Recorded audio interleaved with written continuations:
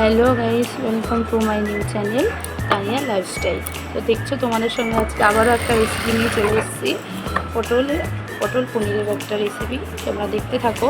আমি দেখো এদিকে পটলটা ভেজে রেখে দিয়েছি, এদিকে আলুটাও আমি ভেজে নিয়েছি। একটু কড়া করে ভাজা হবে আজকে, কারণ এটা একটু চটপটা কিছু। তারপরে আমি কড়াইয়ের মধ্যে তেল দিয়ে দিলাম। তেলটা গরম হচ্ছে, তেলটা গরম হলে এরপর আমি এতে দিয়ে দেবো পেঁয়াজ বাটা। আমি পেঁয়াজ বাটা করে রেখে দিয়েছিলাম, তার মধ্যে একটু আমি অ্যাড করেছি কালো জিরে। তো তোমরা দেখতেই পাচ্ছ কালো জিরে অ্যাড করার পর তারপর আমি মশলা করে রেখেছিলাম, যেটার মধ্যে রসুন আছে আর শুকনো লঙ্কা। আর একটু শুকনো লঙ্কা খাওয়া হবে, একটু রিচ হবে খাবারটা। তো তারপর দেখো তোমরা, আমার তেল অলমোস্ট গরম হয়েই গেছে। তো আমার যে পেঁয়াজ বাটাটা ছিল সেটা আমি তেলের মধ্যে দিয়ে দেবো। দেখো দিয়ে আমি এবার একটু নাড়াচাড়া করতে লাগলাম। সুন্দর করে ভেজে নিতে হবে পেঁয়াজটা, আর একটু নাড়াচাড়া করতে হবে যাতে এটা লেগে না যায়। দেখো আমার পেঁয়াজের রং ছেড়ে দিয়েছে, এটা কালারটা চেঞ্জ হয়ে গেছে। এবারে আমি এটার মধ্যে আমার যে মশলাটা করা ছিল সেই মশলাটা দিয়ে দেবো। তো তোমরা দেখতেই পাচ্ছ আমি মশলাটা দিয়ে দিলাম। দিয়ে আমি আবার এটা নাড়াচাড়া করতে থাকবো। সব সময় কিছু দিয়েই আগে মিক্সিতে ধুয়ে যেটুকু মশলা আরও যা ছিল সেটুকু আমি দিয়ে দিলাম, দিয়ে আমি নাড়তে রইলাম। দেখো নাড়ছি আমি, কত সুন্দর হয়েছে।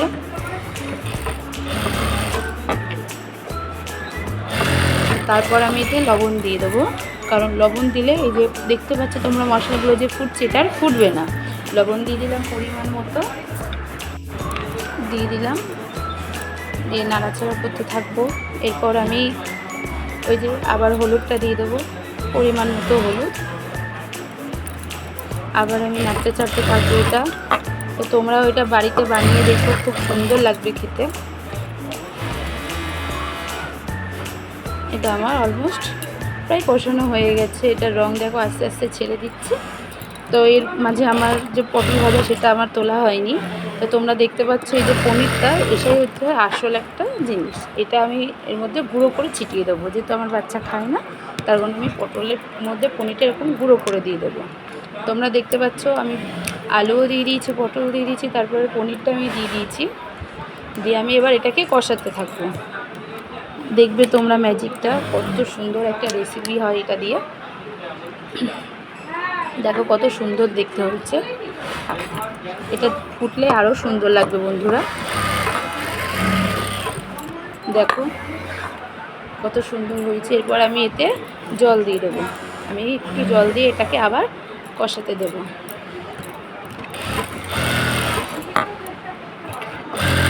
কষাতে দিলাম, তোমরা দেখতেই পাচ্ছ কত সুন্দর হয়েছে।